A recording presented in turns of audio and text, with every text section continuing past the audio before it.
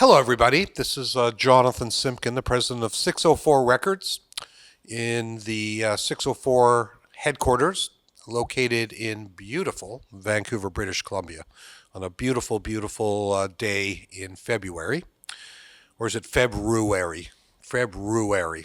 So this is the kickoff episode of 604 Podcast Network Presents Verses.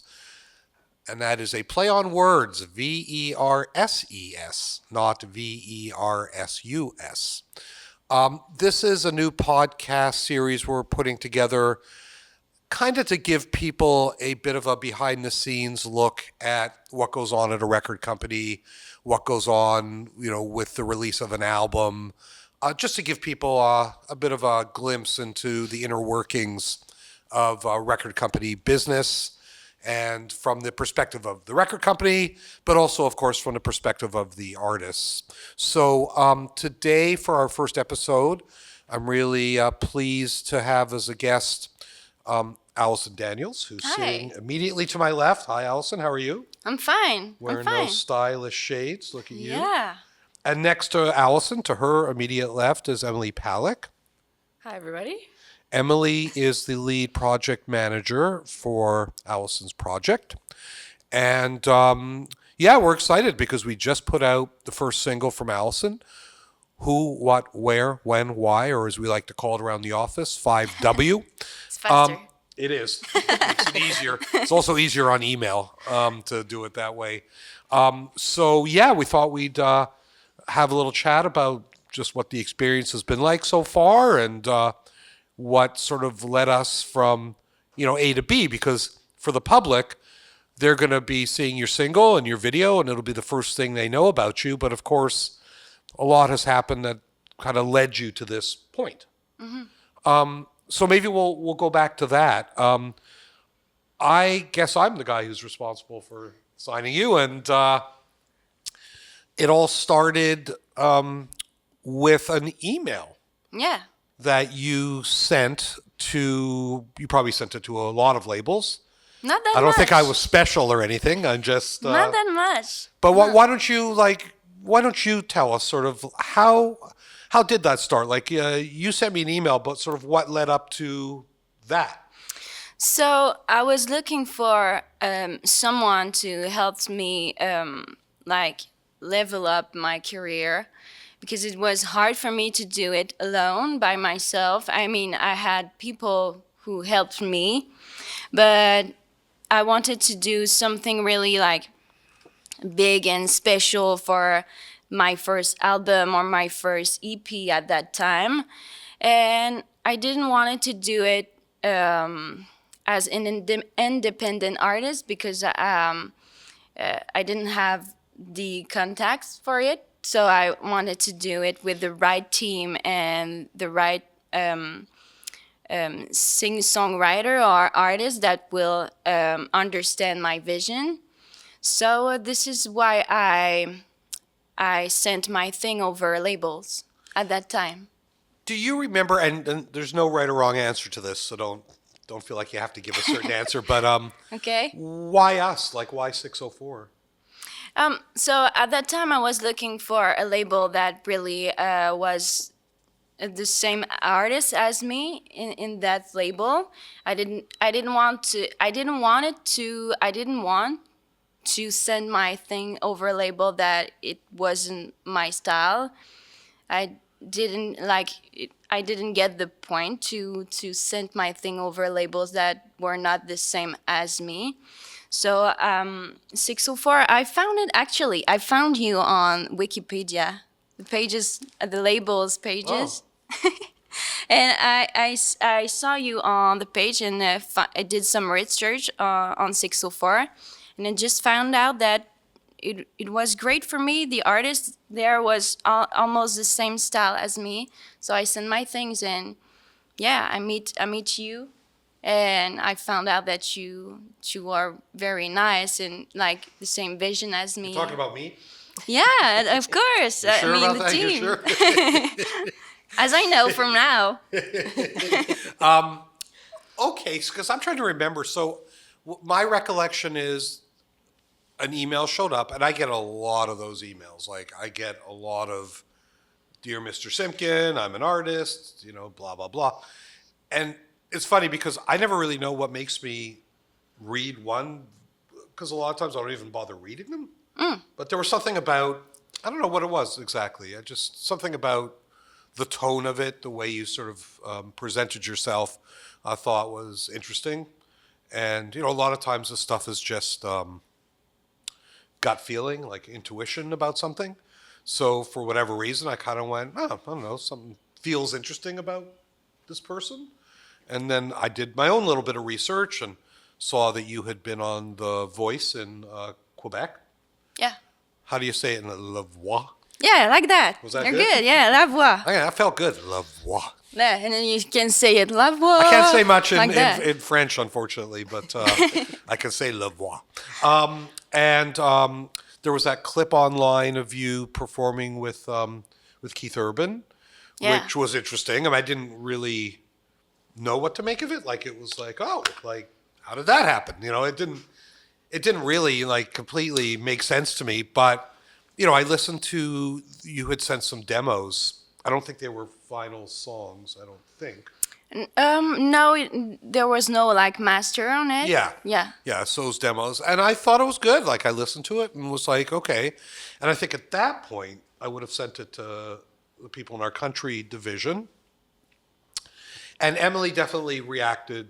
That's my recollection. It Yep. was, I think Sarah and Jenna liked it for sure, but I think you were the one who kind of went, ooh, I see why you're reacting. I was hooked from the first time I heard her voice on that demo. Really? See, I don't didn't remember know that. even the songs on there. Do you? Like, it's funny. I don't. It's funny you say the voice because I remember her voice more than I remember those songs. I agree. Yes, I agree with that for sure. It was something in the power in your voice, and you had so much passion it came across in the songs, even in just a demo. Oh, thank you. Thanks. Yeah, I think I agree. Like, I think I reacted very much to that as well. Like, and I didn't dislike the songs. It wasn't, I didn't think the songs were good.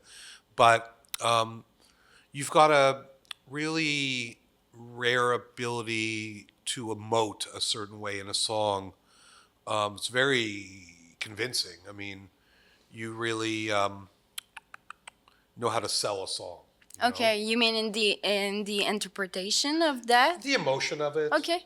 And to sort of go like, you sort of hear you sing it and you believe it. You sort of say, oh, okay, I can, I kind of feel that emotion that you're expressing in the song, and that makes it relatable. And then there was quite a sort of delay between me kind of saying, hey, we're interested, and then us actually doing anything. And I think that was just a function of, just how busy we were and everything. But I got to think at some point you were wondering if I was even going to ever. Yeah, I was. What happened at that time? Oh God, I'd love to tell you. I remember. I could barely remember last night, so my memory is not very good anymore. But I think we were just super, super busy, and it's hard. Like you want to make sure you have what's the phrase? Buy-in from the company. You want to make sure, because if I like you, but nobody else is feeling that as strongly, that's tough because I'm not, you here we are 6 months later, 8 months later, whatever it is.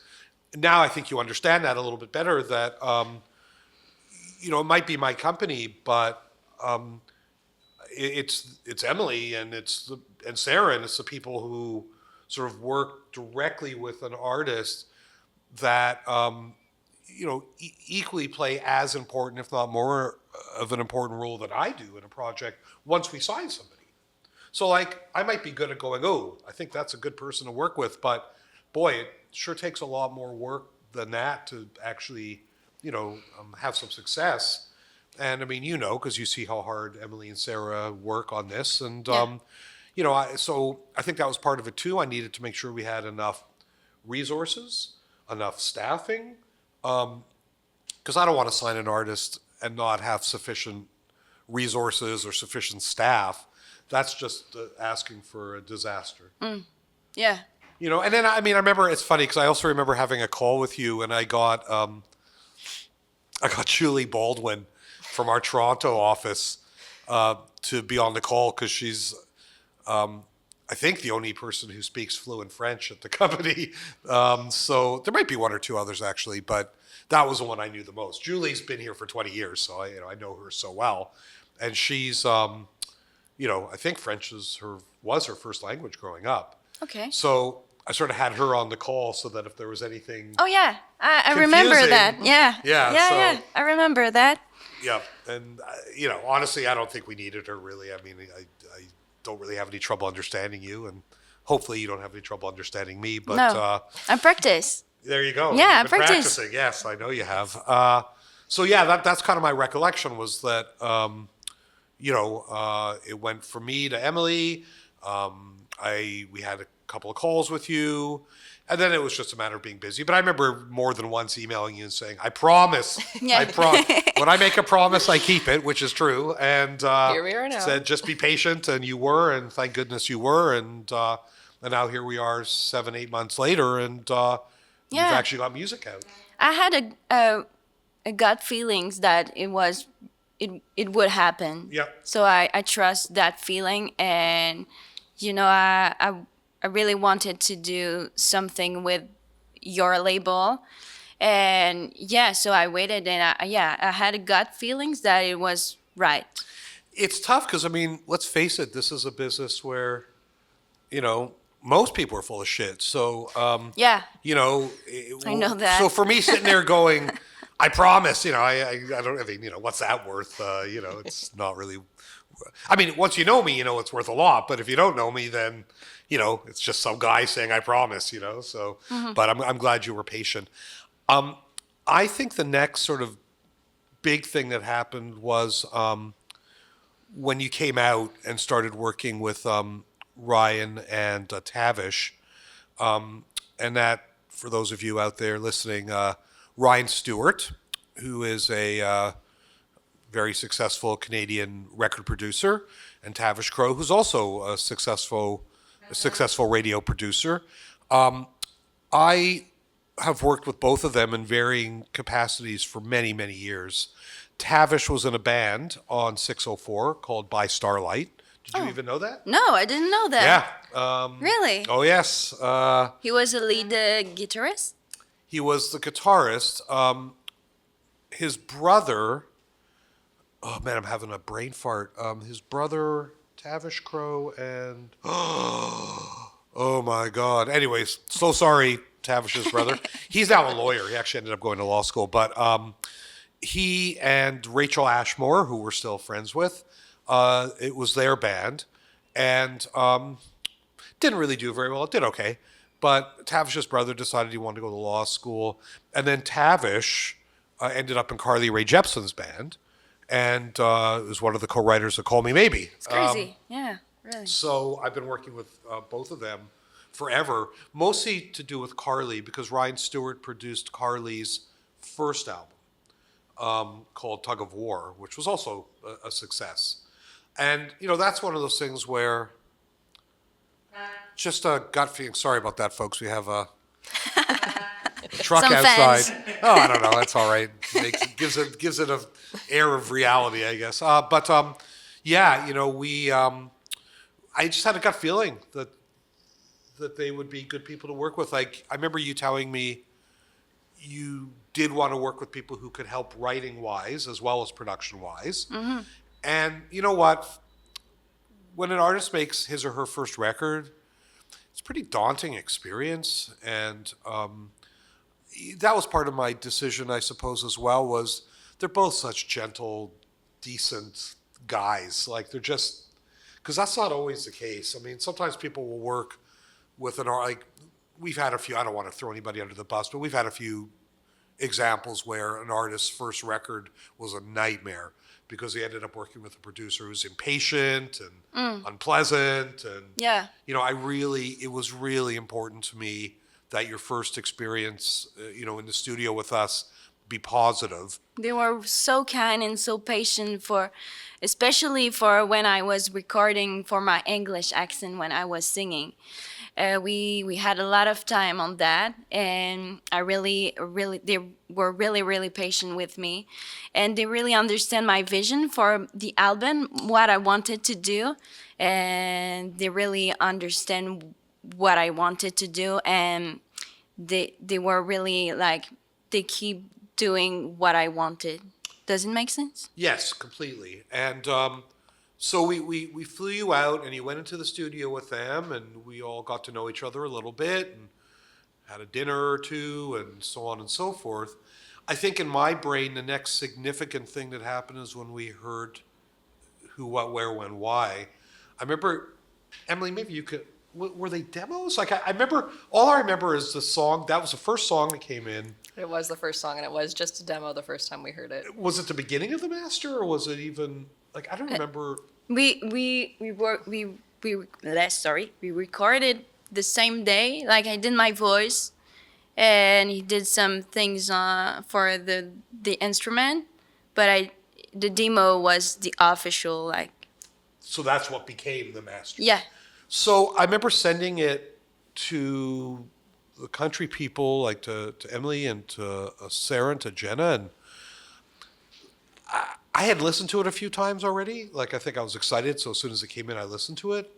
And then I sent it to everybody. I remember I sent some kind of a note like, is it just me, or is, like, this is really good? Like, because, it was the very first song. Like, I wasn't really expecting, I didn't have high expectations, but, you don't really know what to expect. And I just remember sending it around, and everybody kind of going, oh boy, this is really good.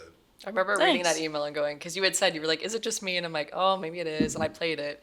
And I wasn't even halfway through. I was like, this is really, really good.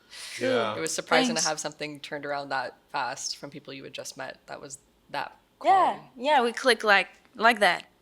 Yeah, and then I guess it was just like like a treasure chest of great songs. I mean, everything that came was like, oh my God, another really good song. Oh my God, another really good song. And I mean, I think that's a testament to you. I think it's also a testament to, the fact that you and Tavish and Ryan seem to have a real sort of connection. Yeah, I think we have the same character, like the same temperament in terms of the person too, but the artistic vibe too. And I think it's what we see in a vision, artistic vision. It's like how can I say that? Like, I think we have the same vibe as a person, but as an artistic person too. Yes. What makes something special? What makes something special?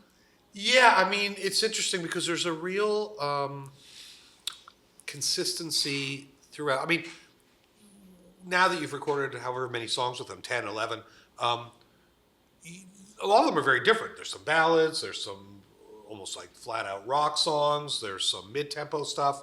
But there's a thread that kind of runs through it, and that's obviously your voice, but also a certain sentiment to it all and a certain feel to it all. Anything you can say about that? Like, I'm, again, because we didn't really know you very well, didn't really know what to expect. Mm-hmm. And so all the songs seem to have a bit of a female empowerment sort of thing to them, which again, I'm fine with. I just didn't, it was just interesting because we really didn't know what to expect. And it was like, oh, isn't that interesting? Like, so can you say a little bit about that? Yeah, so it was important for me to talk about that kind of thing, like empowerment and independent woman, and say things that maybe not in a pretentious way, but that not really a lot of person will talk about. And so I've been through a lot of stuff in my female career artistic that I wanted to talk about, and it was really important for me to say those kind of things because I wanted to share that to denounce Yep. denounce Yep. some things Like not to be- just in the industry, but in the today life. general society. Yeah. That's so interesting because in my mind, I didn't really think about it that way at all. Like, in my mind, it sounds very much about, like interpersonal relationships. Like, it sounds more like being angry at a boyfriend or angry at a husband. I didn't even think of that it might in part be informed by your experiences in the music business. Yeah, but it's what is fun with music and interpretation of the songs is that you can interpret it as what you want, Absolutely. which is But fun. you're saying that's in part what that was about? Like stuff that happened to you in the like trying to have a career in the music business? You mean Like some of the negative stuff about like either men or about people lying, or was that a lot about the music business? not just in the music business, but it was about some experience that I had in today life, but in music too sometimes, and what I see in other women's eyes too. Like for example, my sister, she's really an businesswoman, and she has been through a lot of stuff as a woman for what is she's doing right now. And yeah, so That's a sister we met. She was Yeah. yeah. yeah, What's her name again? Jessica. Shout out to Jessica. Right. Okay. Oh, that's okay. That's it's very interesting to me. I mean, obviously I've been in the music business for decades, and I'm never at this point surprised by the shittiness of people. I wish I was. I wish that was something that was rare. It's not. It's something that's pretty common in this business. And I think that's, a function, in fact, in part of the fact that, we're dealing with people's dreams and hopes, which is why I think, unfortunately, it's so easy for people to get taken advantage of. And, everybody wants to succeed so badly that sometimes Yeah. you're willing to overlook stuff that's pretty obvious, but because you want something so badly.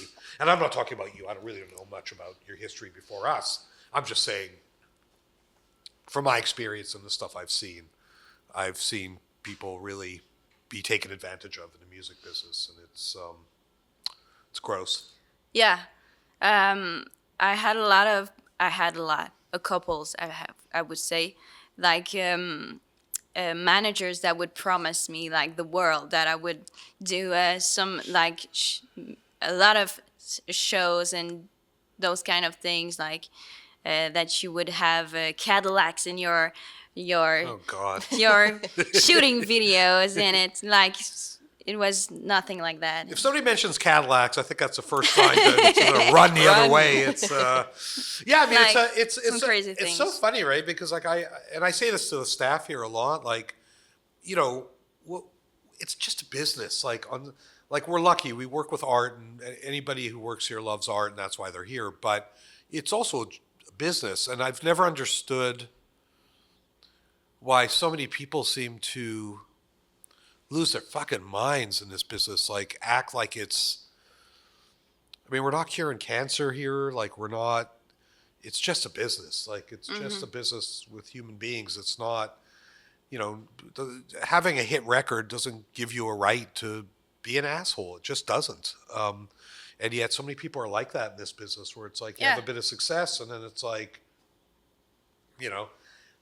And I might have had that a little bit too earlier in my career, and then you sort of get some perspective. And I think I told you this because I tell all our artists this, like, so much about having success in the music business is just keeping an even keel about things. Is that keel? Is that a French? Even keel, even tempered. Not letting bad things get you too down, and not letting good things get you too up. And Yeah. they're both equally important, because I know a lot of people who've ruined their careers because they have some success and they lose their mind. Yeah, in French you could say like tête enflée. What does that translate to? Big head. Big head. Yeah, exactly. So okay, well that's wow, that's all really interesting. And let's talk, I guess, a little bit like at this point. I'm not sure when this is going to come out, but this podcast, but the only song that's been released so far is "Who, What, Where, When, Why." But boy, there's a lot of great songs on there, and I know the first official radio single isn't going to be that song. It's going to be the song whose title I can never remember. Emily, We both know. we both know. Thank you. I don't know why, because I always see it written as WBT or WBK, Yep. and it's in my brain. I get it confused with like WRK in Cincinnati. It's like we speak in codes around here. We got 5W, WBK. Yeah. Fast. But no, We Both Know is the next first official radio single. So next single to hit DSPs. And we're excited to launch that one. We've got Allison in Vancouver this week to film a music video for it. Yeah. So we're going to have some great assets behind that. Yeah, I guess we're filming a video. It's this weekend, isn't it? Yep, Yeah, Saturday. on Saturday. Which I Yeah. actually think I'm going to show up to because it's Really? close and Cool. my wife and kids are away, so I won't have the normal obligations that I have. But how are you feeling? I mean, now you've had a few interactions with Warner. Which is our distributor. You've had a few interactions with people at radio. Mm-hmm. I wasn't really involved with that. Like I like to stay out of that stuff and let my employees and the artists deal with that. So actually, I'm curious to hear from both of you because really that's kind of Emily's first go around with this kind of stuff too. This entire experience has been my first from the ground up. Well, let's hear from you a little bit. Like, how's that been for you? It's Because I kind of said to you at some point, Yep. this is your baby.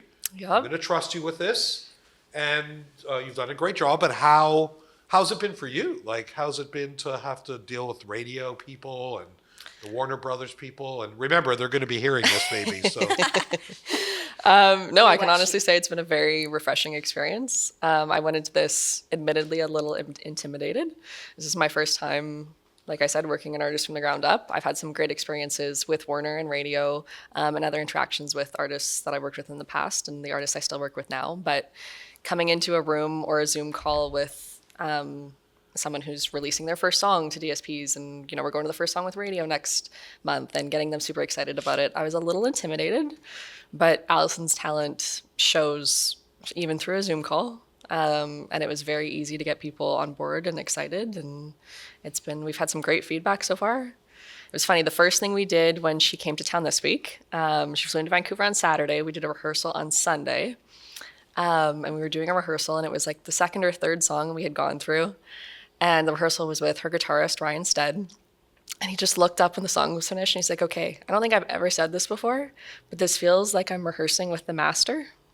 Like I'm rehearsing with the recording. It doesn't even sound like she's in my living room singing. And I'm like, that is Ryan said that. Yep. Oh, that's sweet.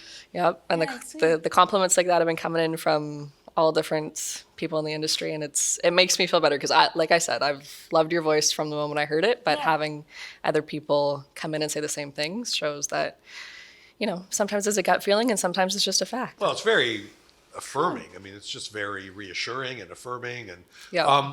and so, and this is directed to Emily. Doing those like I've done those radio things before, and it's so I've been down that road many times. But as a newbie doing that, like, was it nerve-wracking for you when she was doing these radio things? Were you in the room, like, watching? And We had it set up, so we ran it through the studio. So we had Allison, Ryan, and our content creator, Derek, in the actual room, and I was in the soundboard side of it. So I was watching from there, but I was on the Zoom call so I could hear exactly what everybody else was hearing and hear all their feedback. And it was intimidating at first because you jump on a call and everybody's been on hundreds of Zoom calls where people, the camera's off or they're not paying any attention and they're answering emails or whatever it was. And that was pretty much the vibe for most of the calls until she started singing. So then we did a little intro, did a little backstory, Keith Urban, opened for Tim Hicks, hit all the highlights, and she'd go into who, what, where, when, why first. And by the end of the song, most of the people had their cameras on, or you could tell that they'd kind of shifted gears a little bit and the focus started to come in. I didn't notice that. Oh, it was pretty I cool. was so in my Yeah, head well, that Yeah, no course. doubt. Yeah. No doubt. But yeah, we did 7 calls, and by the end of the 7th call, you were a pro. Like, I didn't have to worry about you at all. If you were nervous, you hit it very well. And it was a very unique experience, but super cool. I was nervous. Okay, I yeah. was Let's hear very now. Let's hear nervous. your perspective. Was it nerve wracking and? I was very anxious before the meeting with the radio team, but Yeah. as soon as I get there, like I don't know why, but all my anxiety was not there. I was just having fun, and yeah, I was just like I tell myself a lot of things before going to the interview, and I was telling to myself, Allison, you're good. You can do it. You did a lot of shows before. You can do it. And when I was there, I was like, okay, it's just a show. I will do it. I was not nervous. I was like, why am I not nervous now? Yeah, it was great. Okay, well that's see, because it's funny, right? Because you sign an artist, and then you don't really know 100% what you're signing when you sign an artist. Like you got a feeling about it, but you might know a couple of songs, you might have talked to the person a couple of times, but there's so much that goes into being successful as an artist, and you really don't start to learn about that until you start to do stuff. Then you start to learn, and so I'm not going to lie about it. I was nervous. There was nothing about you that made me nervous. I'm always nervous about this stuff, regardless when it's the first time for an artist to go through this. But it's probably a good thing all these things happened at 11 in the morning, because 9 a.m. I don't believe in being awake at 11 in the morning. I'm against that. I'm morally opposed to it. So I didn't even have to worry about it. But first thing I did when I woke up was go to my phone and how'd she do? And it was good. Yeah. Like right away, people were. Oh, good. I had a couple of very nice notes, including from the president of Warner Canada, who said, "Hey, it sounds like she's doing great." Okay. And I was like, "Whew, okay, Yeah. Good to know that too. yes."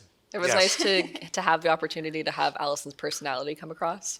She's really good at doing that, and it was nice to have the interactions back and forth with the few people that ask questions, and her be so on the ball with her answers, and a little bit of sarcasm that she likes to give. It comes across, and it's nice to be able to do that nationwide from Vancouver without having to travel.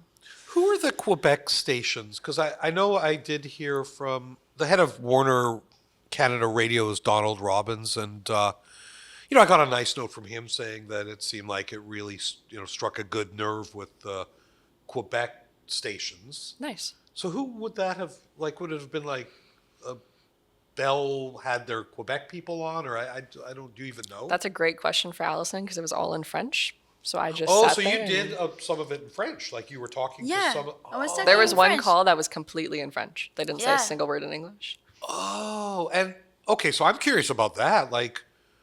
Were the questions that were coming from the French media, the Quebec media, different than the ones you were getting from the English media? Different types of questions? No, we didn't ask me a lot of questions. I mean, for all the interviews that I had, we didn't ask me a lot of questions.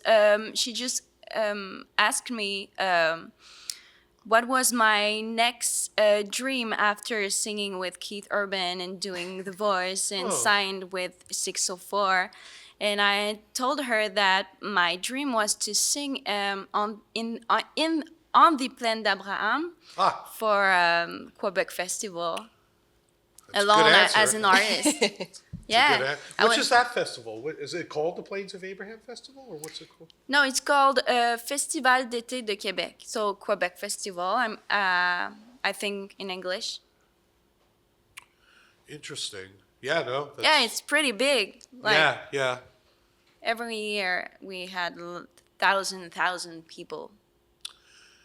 Interesting. Yeah, I haven't done. It's funny. I've only ever been to one festival in Quebec. What's the electronic festival they have every year? Electronic It's festival big.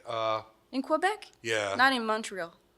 It was in Montreal. Okay. and it's called. God, is anybody in this room know? Nope. What's wrong with you people? You start speaking French and I'm out. I don't know. Sorry. Anyways, trust me, it's massive, and I'm yeah. sure there's a But lot it of wa- festival there. It was interesting because it was.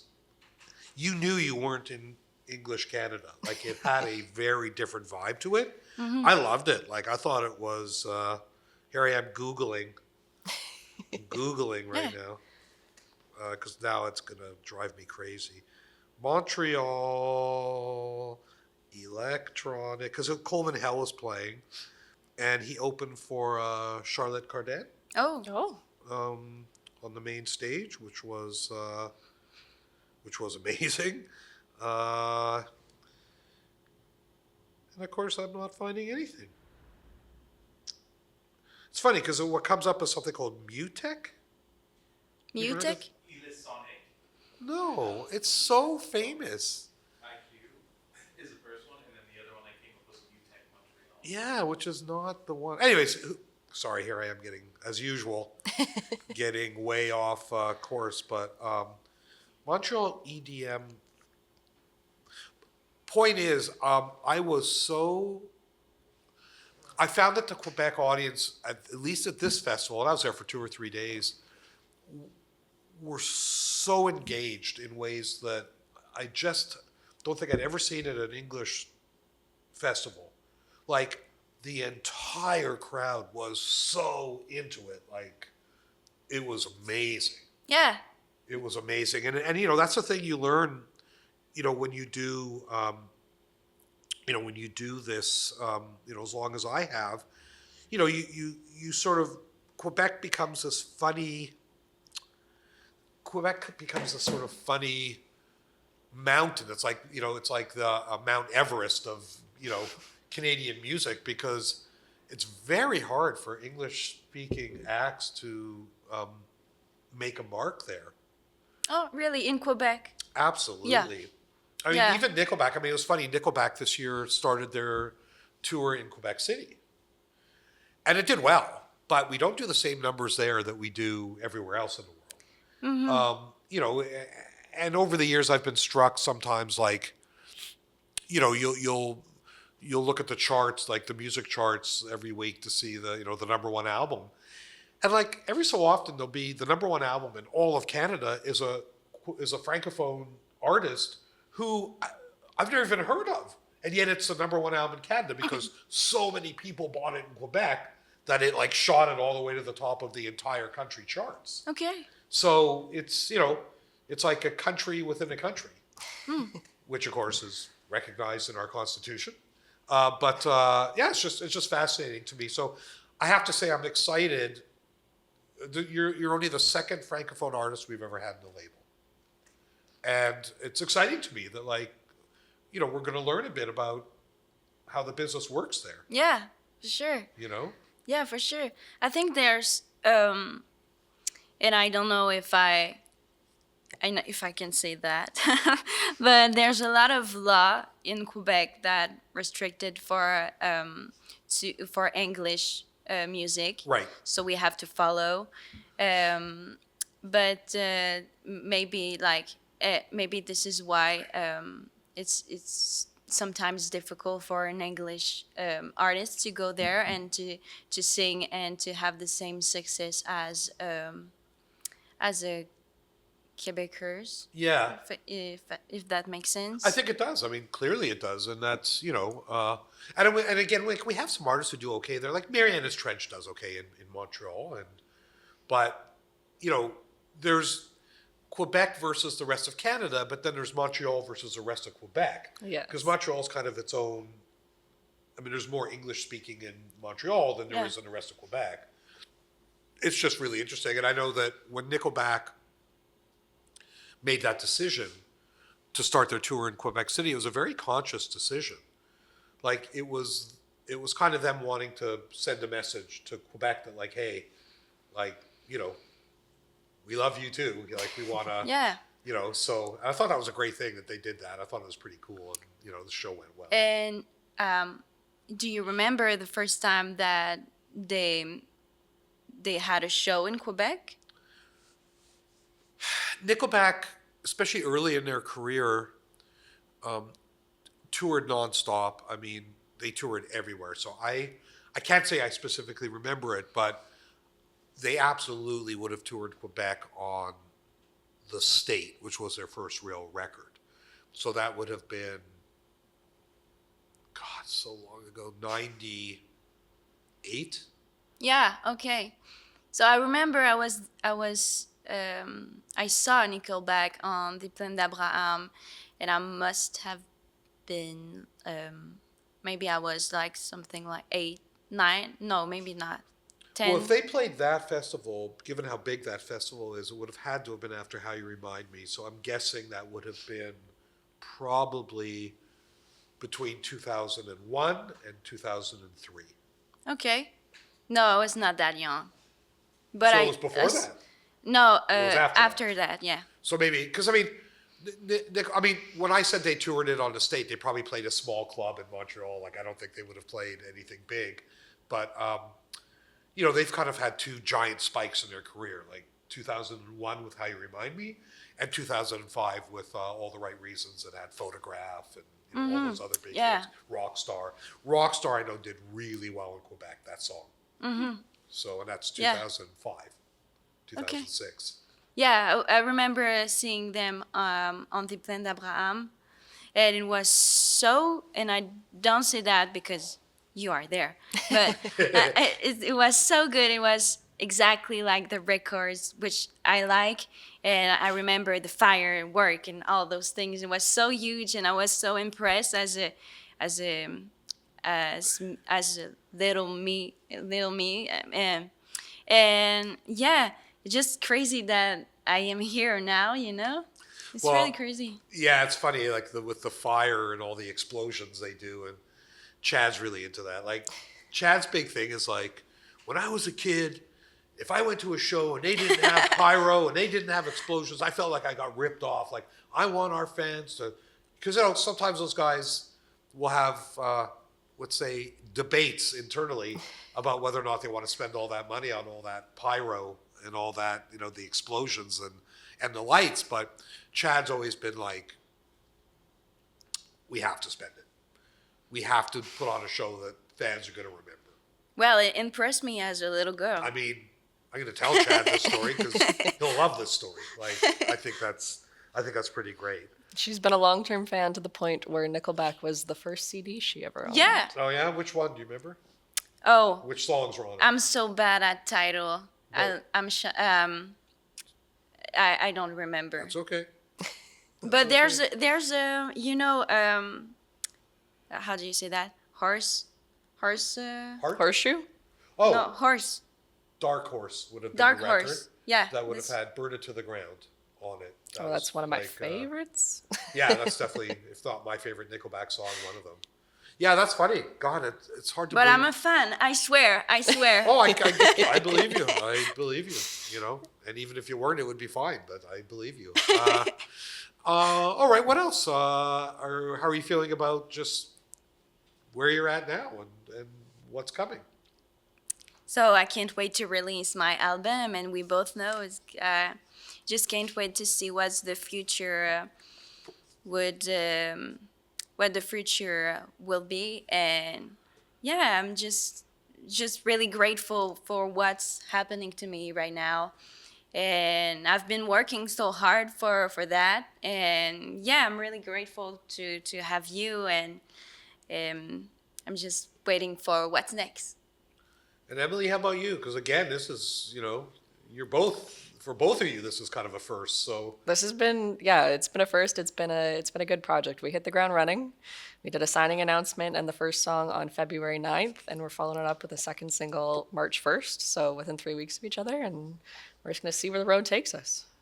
Yay. when's the video coming out for who, what?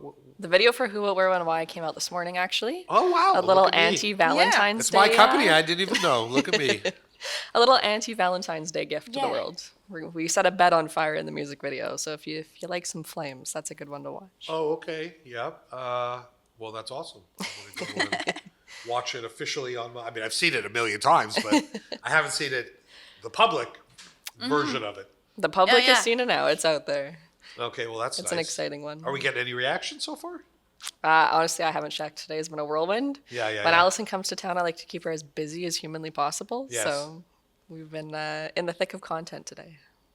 And what are we doing today? I mean, again, I'm just trying to give people a bit of a behind-the-scenes kind of glimpse of things. So what happens today? What happens after we turn off these mics and get back to work? What happens? I get back to work. By getting back to work today, we're going to start with auditions for the music video that we're shooting on Saturday. So we need a loving romantic couple to be in that video. So that's today from 4 to 8. So we have people auditioning to be the guy and the girl in the video? Yes. Yep. When's that happening today? Like now? Yep. As soon as we're done here, they're going to come in and set up, and they're here till 8 p.m. Oh, wow. And then tomorrow we're doing a content day with a special guest. I guess I can say it now because this podcast will be out by the time we have that Yes. content out. So tomorrow we're doing some content filming with Jojo Mason. We're going to do some stuff for social media and get my two artists in a room together. It's going to be fun. Well, isn't that something? Have you met JoJo before? Yeah, I've met him last summer. Oh, you went to a show or something? Yeah. Was he performing? Yep. Yeah, He was headlining he was that one. performing. Okay. Yeah. Well, that's interesting. Maybe he'll play you some of his new stuff. He's got a couple of new songs that we're quite excited about, so maybe you'll get to hear those. Yeah, sure. Yeah, Yep. that'll be fun. Okay, any last comments from anybody? That was great. No, I think this was great. I'm excited to see where this road takes us. Yeah. All right, well, thank you both. Thank you, Emily. Thank you, Allison. Thank you to Luke and Isaiah, who are in the background here helping us out. Thank you to the police, because we can hear the sirens outside for hopefully protecting us. And I hope you all enjoyed this and gave you a little bit of a sense of what goes on at a record company. And there will be many more of these. This is the first verses, but there will be more. And thanks, everybody.